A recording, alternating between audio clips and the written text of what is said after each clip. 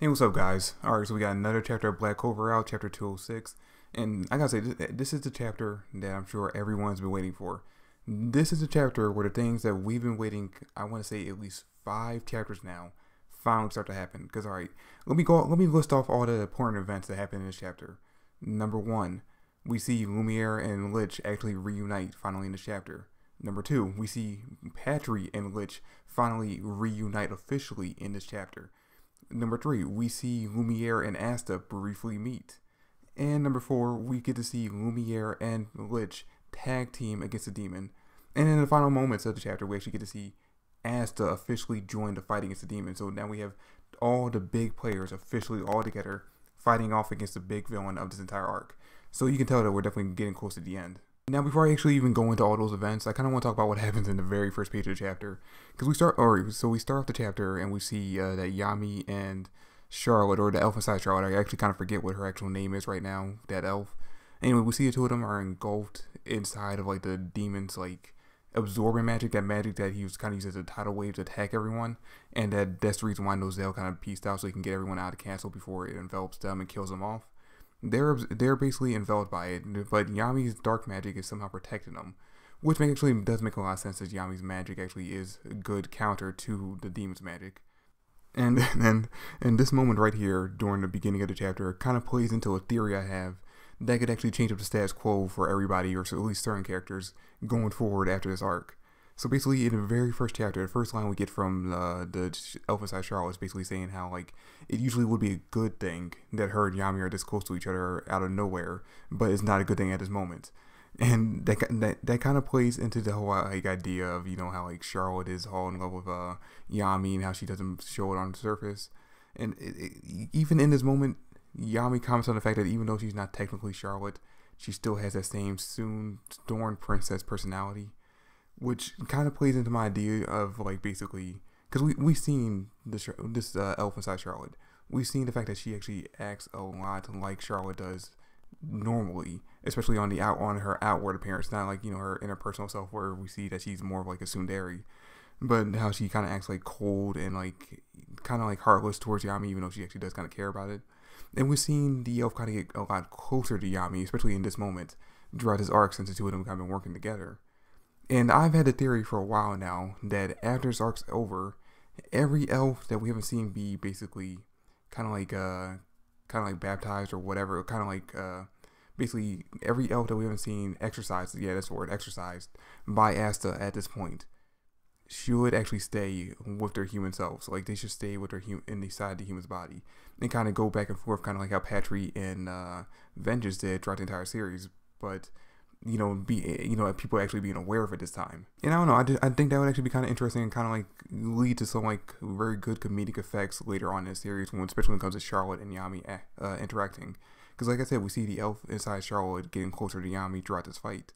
So it would be kind of interesting if like in the future, if the two of them do kind of have like that kind of split personality, two souls inside one body thing. And if the elf inside Charlotte happens to also fall in love with Yami, it could lead to some very comedic events where the two of them are going back and forth, kind of like Charlotte's biggest rival ends up being her own self. But anyway, we see during that moment that Charlotte, or the elf inside Charlotte, is actually healing Yami of his injury after he basically sacrificed his arm to save her. So we know that as soon as the healing's done, he's going to be back in the fight, which is actually a good thing, because like I said, the dark magic is actually very effective against the demon, as we've already seen so far. But anyway, go back to actually what's important about the chapter, the things I listed off in the beginning of the video. We see Lumiere and Lich actually finally reunite. Basically, Sakurai kind of goes over there and just uses her sealing magic to unlock the seal that's kind of keeping Lich's soul from completely returning to his body. Like basically his soul's kind of blocked off because of as an after effect of the forbidden magic he used during the Elf's massacre 500 years ago. Anyway, the two of them get to reunite finally. And it's very short. It's a very sweet scene. Like we get to see a full panel of Lich's face, you know, being extremely happy and glad to see his friend alive again, saying thank you for everything he's done, yada yada. But it's very short, and I at first I was a little disappointed by this, but I kind of just put in my head that maybe we'll get like, because obviously the two of them aren't going to be sticking around. Obviously Lumiere and Lich aren't going to be around for much longer. By the end of this arc, the two of them are going to go back to being dead. So I figured, at the end of the arc, we'll probably get a proper scene with the two of them reuniting and having a tearful goodbye. Like the scene that we wanted to see in this chapter where the two of them reunite. I feel like we'll get that by the end of the arc. I also want to quickly mention, like I said before, we get to see Asta and Lumiere kind of officially meet in the chapter. But they don't really actually interact or talk to each other. It's basically just Asta and and Patry all just kind of like confused by what's going on. Like Asta it's actually kind of funny. All right, so we see Asta is just fanboying or the fact that the first Magic Emperor is in front of him. Patry's in complete shock because he's like, how the fuck are you alive right now? And it's just getting complete denial. He's like, that's not really the Magic Emperor. That can't be him. We must be like imagining things right now. This has to be some kind of trick. And this is pretty much the only comedic moment throughout the entire chapter, but it actually is a lot of fun. It's actually a lot of fun. It's like really funny. It's if it's going to be the only thing that we actually get comedy wise in this chapter, this was a good moment right here. And then now that Lich is finally awake, we actually do get a reuniting scene between him and Patry that Patry's been wanting since he brought Lich back to life, kind of unofficially, and like this kind of the start of this arc. But anyway, we get this moment, and it's actually a very beautiful, like very drawn out moment where the two of them do get to have like a full on heart to heart. Lich basically tells him that even though Patry's actions were wrong and his reasons weren't really that justified to everyone else. I mean, it was kind of justified to the elves as far as they knew because they were all tricked, but it wasn't really justified to everyone else since basically the humans of this era had nothing to do with that.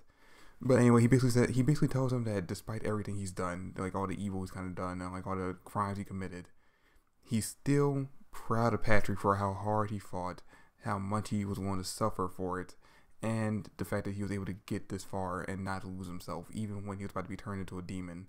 He was able to be brought back by Asta and and everybody else. So he says that he's basically proud of the journey that Patry's been on to get to this point. Like I said, this is actually a really beautiful scene. Like it is a really drawn out and well written scene.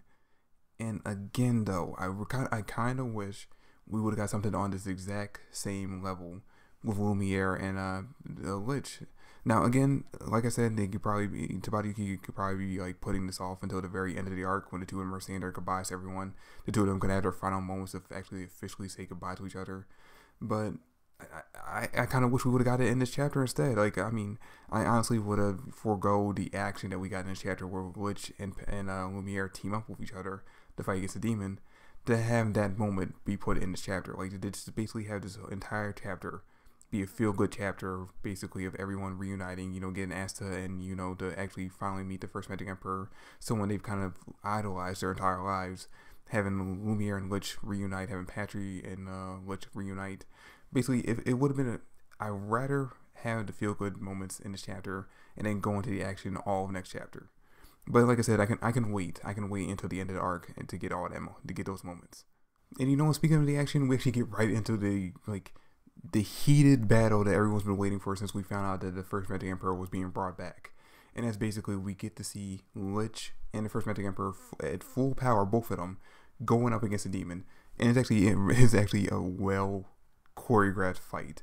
I mean, we get to see them using combination magic, going at each other. Basically, we actually get to see Lich do something besides swing a sword because, like I said, since he was kind of like his soul was still kind of bound by that seal from using forbidden magic, he didn't have real access to any of his magic. But now that he's fully back, he actually can use his magic spells, and we actually get to see him use all of them in this chapter. Well, not all of them. We get to see, I think, one or two, but they're still actually pretty badass. Like the two of them are working so well together that the demon doesn't have a chance to counter with his word magic. And it makes you think that if they would have actually got to fight him back 500 years ago, in this moment, you think they might have actually been able to defeat him and stop all this from happening.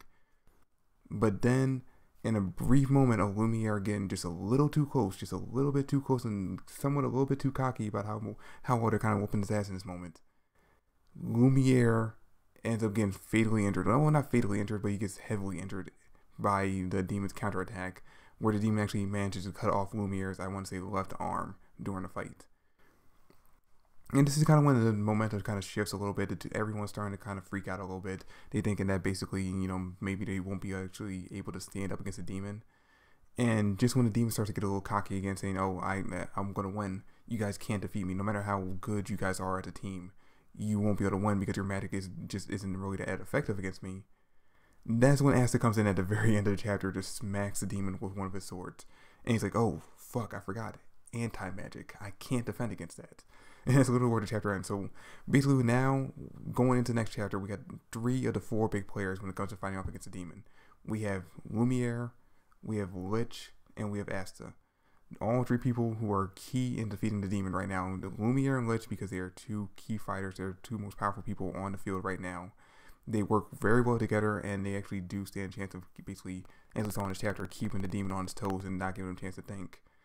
Asta and Yami, on the other hand, are both the 2 more powerful, more useful members of this fight. And I don't mean more powerful as saying they're like more powerful than Lich and Lumiere. I mean to say is that their magic is more powerful against the demon, since the demon can't defend against Yami's dark magic or Asta's anti-magic. So basically, they're the 2 real key players in this fight. So once Yami joins the fight again, it's basically just all hands on deck. Everyone's going to be going against the demon, and they will actually be that much closer to victory. And I'm sure the demon has some kind of like last key measure up his sleeve, basically some kind of trick that he's going to use in order to kind of give himself the upper hand, even when the 4 of them are working together. And that's how we're going to get basically the Alpha Side Charlotte, Yuno, Patry, and pretty much everyone else who's going to end up joining the fight, involved in the fight, in order to defeat him. But as of right now, we already know who the key players are. I'm looking forward to next week's chapter and the chapters after that, where we actually get to see everyone fighting against them and seeing exactly just how this battle plays out. And you know what, now that I think about it, looking at the way this thing's set up, looking at how badass the demon has been made out to be, and how pretty much we have everyone, every single character in the area, that like every single named character pretty much in the area and ready to fight. I feel like Tabata Yuki's trying to build up this moment to be kind of like the entire Shinobi Alliance going up against Madara during the end of Naruto. And I don't think it is earned yet.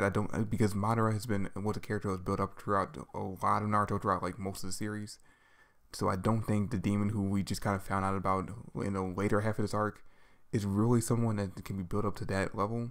Now, maybe if we defeat the demon now and actually come back to him later on at like near the end of the series, and we have this kind of moment again where everyone in the series, even the new characters we end up getting introduced to later, join together to fight against him, that would be epic, and that would actually be like as epic of a level of him, of a Madara going up against the Shinobi Alliance.